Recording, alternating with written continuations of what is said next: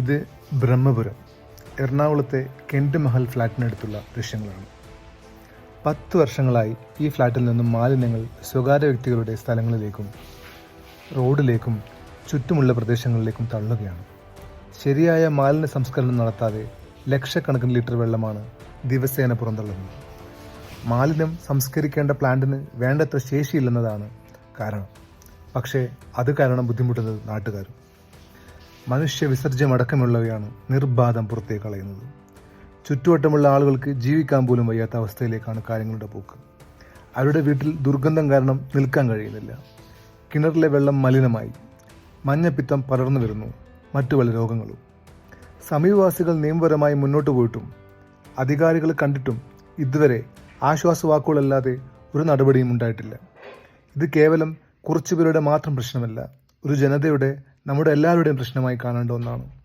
നമുക്ക് എല്ലാവർക്കും ഒരുമിച്ച് നിൽക്കാം. നിങ്ങളുടെ പരാതി ക്ലിക്കിൽ രേഖപ്പെടുത്തൂ.